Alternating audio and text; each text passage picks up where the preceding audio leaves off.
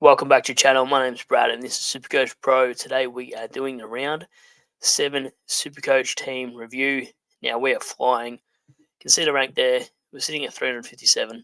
This is our best rank so far. Score, we were huge, like most of us out there as well anyway, kidding at 2-5.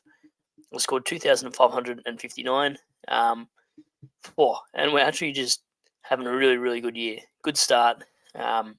Good side on paper, good cash gen. We're sitting at 12.4 million, which I'm seeing like 12.8 million, which is wild for this time of year. So, yeah, definitely robbed the bank somewhere with this money, as some would say. But look, we're off to a good start, and we're going to try to maintain that.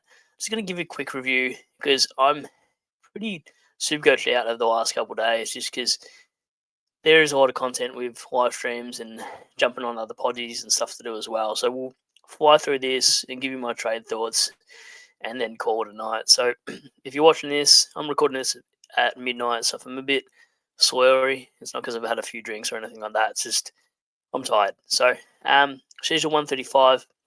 Look, he was one that people were considering moving on because at half forward role, but look, he's probably going to be top 6 regardless of where he plays.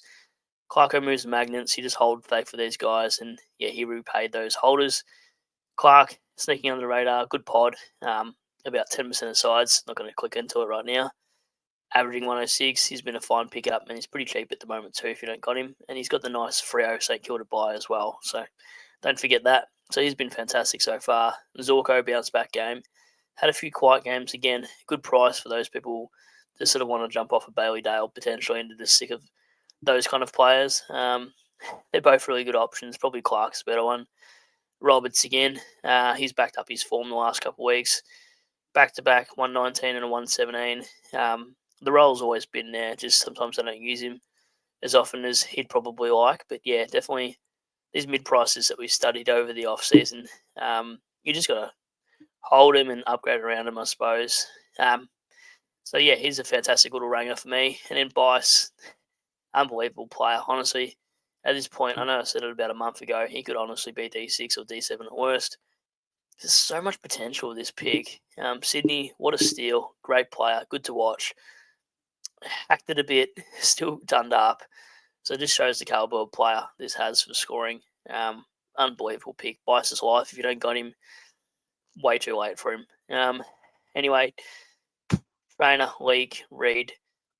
I got rid of Reed last week. I also flicked Clay, Hall, a dead rookie, and somebody else. I cannot remember who for the life of me right now, but I flicked a few players over. I brought in Carroll for Reed. Reed went 90, of course, in the wet. Who would have predicted that, to be honest?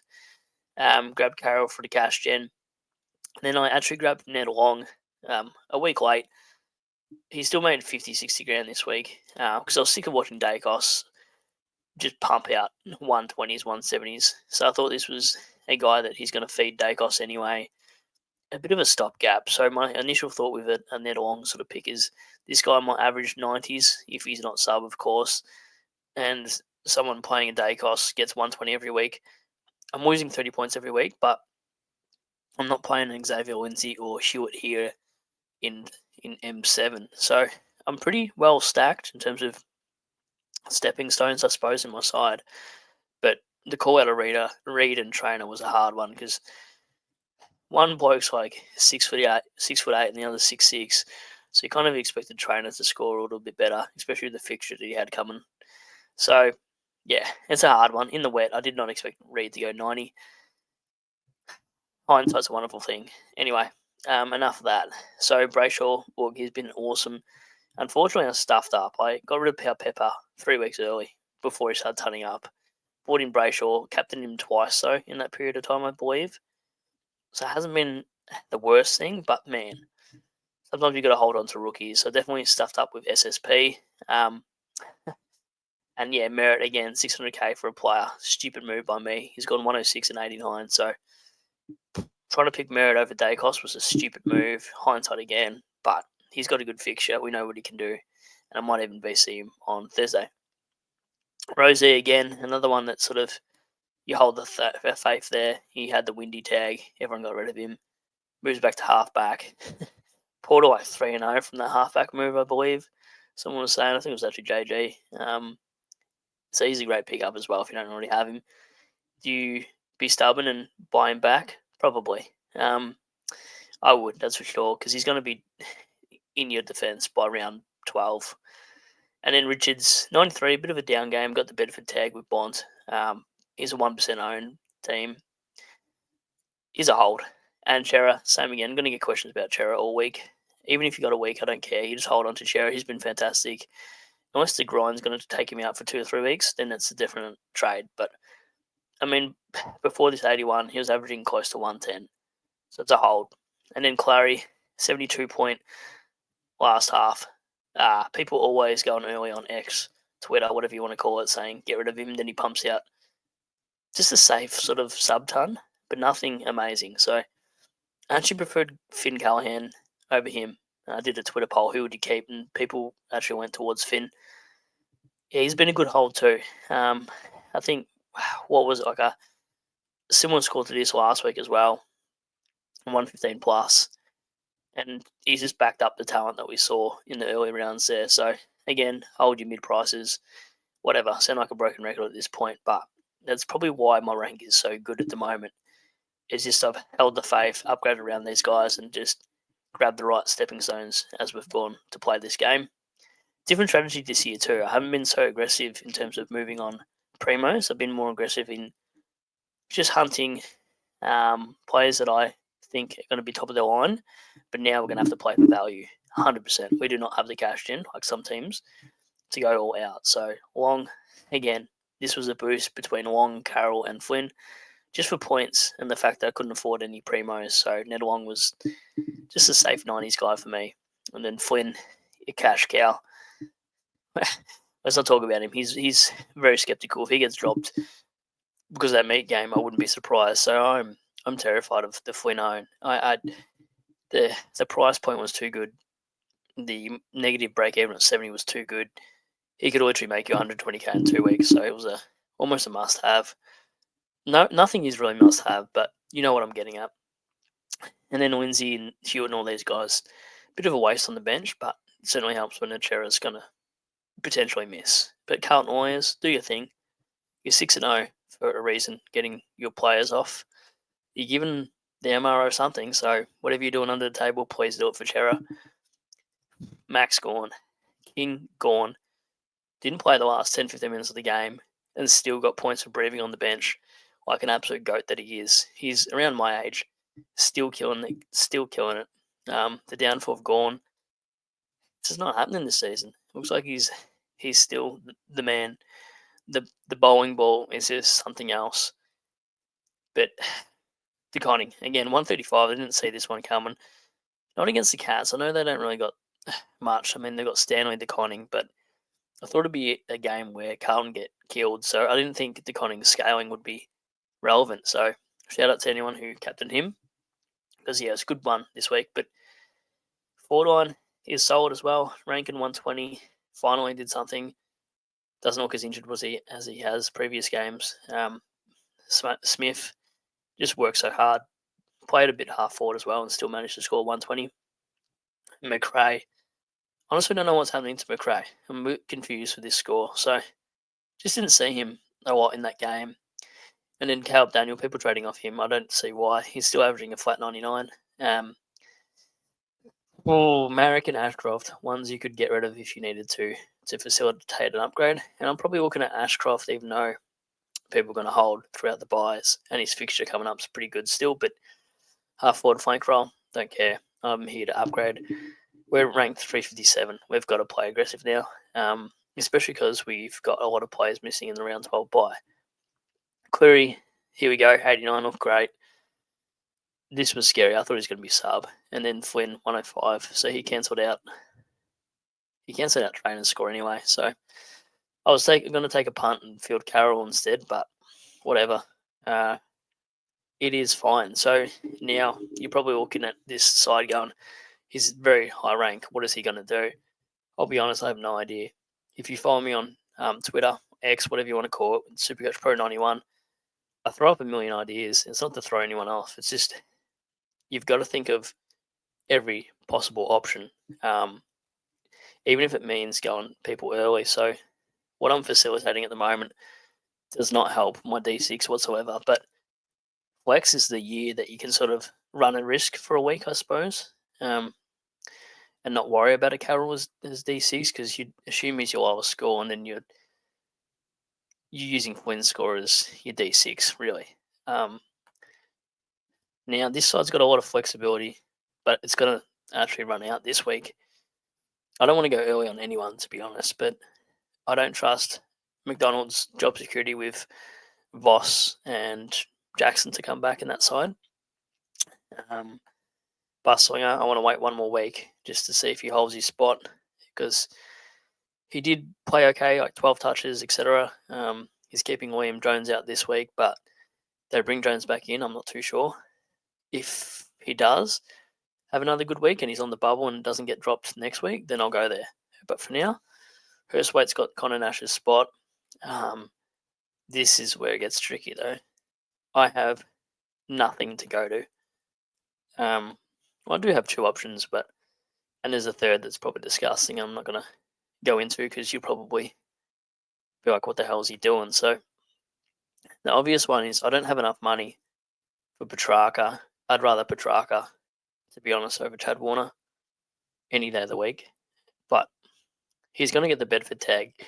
I already know this, and I could probably hold a week because Ashcroft maybe outscores Chad Warner.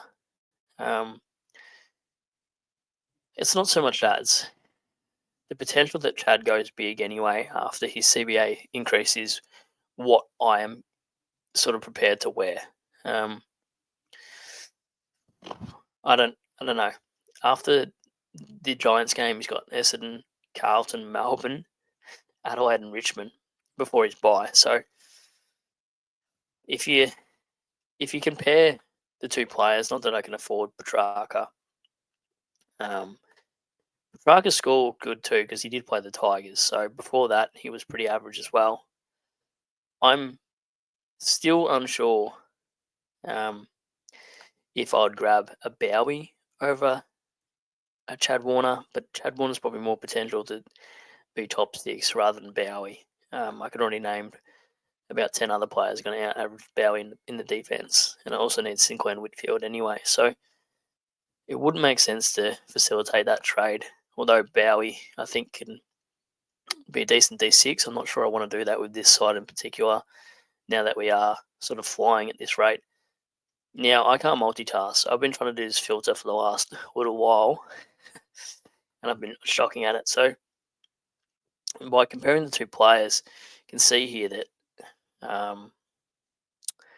they scored each round. So 91 average is on the left here with Chad, 95 for Petrarca.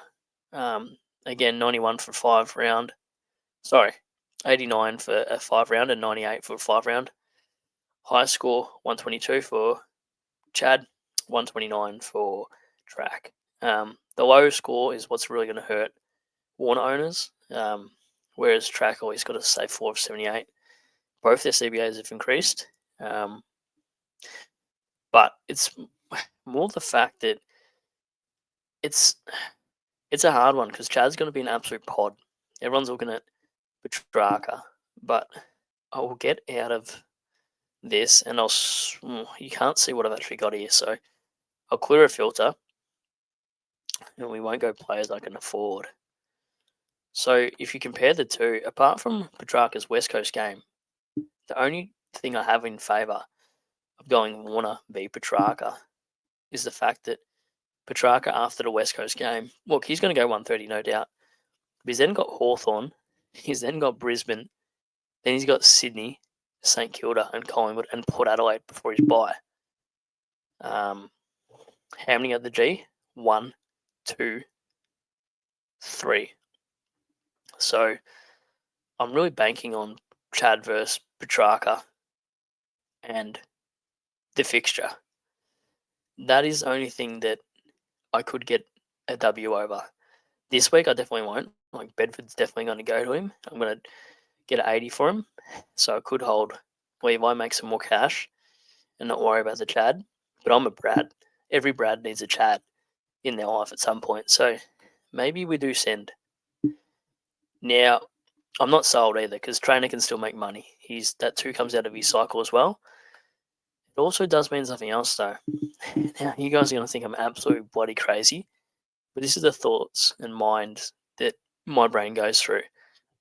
Now, I've got 28k. Hypothetically, I'm thinking in one move.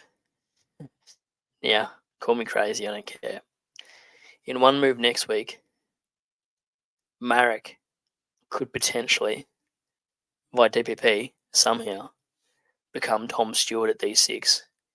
Now, hear me out. Tom Stewart's been playing injured, awful, whatever. But if Marek goes up, well, no, 15, 20k, and Tommy Stewart can come down 20k, I wouldn't hate putting Tom Stewart at D6 so I don't have to field Carroll. That's the only way I'd get that move happening is I see something change from Tommy Stewart. Tommy Stewart then becomes D6. I don't have to worry about D6 for the rest of the year. And then I can facilitate bringing in a Sinclair in my midfield and chuck him down back later on in the season. Something to think about. But I know he's on nobody's radar. The age factor, the injury proneness, etc. But if he bottoms out like 390, 400k, it's hard to pass up on a guy like that. Like if he goes down 30k, scores a 60, obviously I'm probably going to wait 2-3 weeks to actually see him turn around. You just want to see him turn around 1 or 2 weeks and you're jumping on. And if it is, it probably won't be against Collingwood.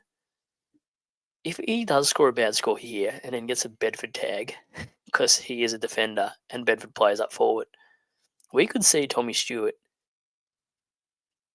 to like maybe Bice, and Bice actually makes you 150k. Not that you do that because Bice is in form, but you just got to look at players that are coming down on the cheap. I know there's Dawson on people's radar. Not for me. LDU is pretty cheap. Cripps is pretty cheap. There's a lot of players under 500k that are pretty cheap, pretty tempting. For me, the ugliest one is actually Dawson. I can't stand watching him. But there's definitely the value route from here on out. Like, I've already paid up for a couple 600k players and I'm done. I'm done doing that for a while. I've got no cash gen to do that. Peter Wright, I've also looked at. I'm not going to explain why. But look, second chopping rock, he could actually make you a bit of money. This is a shoot for the moon and hope you get it. But I'd actually see a world where he goes 100 and something. He makes 50k and then he has Sydney the week after and makes some more coin. Like it's not the craziest shout. I considered Draper last week. He scored like a 120, or maybe it was the week before, and then he got injured. But a second ruck is actually not a bad move, but it's probably not a Peter Wright move for me. He's just got money he can make, and he could probably score well. Anyway, don't know why tune out after that sort of mention, but Amon's interesting, but he's concussed, so he would have been a nice pod to jump on. Bowie's another player, I think, for cheap that is still a little bit on my radar. I could grab him this week, but again, it means I miss out on Sinclair or Whitfield at some point. But he's shown he's taking kickouts. They're using him. Him and Salem. Look, if Salem got injured, he'd be your man. I know there's a couple 80s in there, but he's not the worst for price because you can't pay up for everybody. I don't even advocate for bringing in, Bont and Butters at almost 700k. Dale owners, a lot of people off him. Again, Dawson owners are probably off, but a lot of people go on the opposite and actually bring him in. But his break even's 104. There's so much value, but look, if you haven't owned Dawson like myself in a long time, it wouldn't hurt you. But if you're scarred from last year and this year, what do you do? It's just the disposal efficiency and the free kicks against are awful. If you had a halfback flank role, it'd be ideal. Dale, no thank you either. I really didn't see the Dale pick going so badly, to be honest. And then there's Cripper. I'd have to look at his CBAs as well. He's pretty cheap, but again, the rounds I'll buy, there's no one looking at Cripper or LDU for the price. But we sort of know what these players can do, especially back half of the year. Break even's 103. Again, these players people already own Cripps, they're looking to jump off him. But for people like us that need money and you've got okay um, round 12 buy players, they're not the worst shouts. The 56 is disgusting, but a couple 80s in there. I mean, this is bargain hunting, mind you. I'm not advocating to do this. I'm just saying if you're strapped for cash, your bench is looking dire, there is options out there. You just got to know you can't be mad at these picks for the price you pay either. Like if you're paying $4.93 for LDU, you know what he can do. But on the flip side to that, you also know what can happen to these kind of picks. So for me, it looks like Warner for Ashcroft. Again, I could wait a week. I have looked at these disgusting players we're looking at right now. But look, the worst he's got is a 63, similar to Dawson. I'd actually rather LDU than Dawson. I don't know why. But, yeah, look, to me, ideally you want those 550k players because at least you know what you're getting. Like Gisserongs, where the role's still there, they're just getting a lot of attention. But I just wanted to go through all options. I always do. I think the way you become a good Supercoach player is you don't dismiss players just because they've burnt you before. You've also got to advocate for what bargain players can you grab that are pods that have the potential to shoot your rankings up. On the flip side, you've got to know that they could completely do the opposite and really burn you. So that is the team. Look, I don't know if this is where we peak this season, but to be in the top, 360, so we're ranked 357, is really nice, and I'm hoping to stay there. We're top 1% overall. We're having a good season. It's due to a lot of factors, and the starting side's one of them. So, look, again, thanks for following. Thanks for jumping on live streams with me as well. I did a podcast with Supercoach Masters as well. So that's been a good one today as well. I do some things with sword play guys as well, and then rookie coach as well. Potties with all those kind of people this year, and sort of expanding my branches at the moment and making sure I get around a little bit and do some more things because it does get a little bit boring doing, solo things without delving into other people's worlds and seeing how they are and just talking a lot of Supercoach and footy. So if you haven't caught that one too, go visit them, AFL Supercoach Masters, do a potty there, and that was good fun too. So again, thanks for watching. Give us a like, sub if you haven't already. I'll definitely catch you on the next one. You know where to find me, especially on X, Supercoach Pro 91. And again, sub if you want to see the live streams, the videos of my rankings as we go throughout the season. And I will give you trade advice if you just DM me or message me on Twitter. So thanks again. Cheers.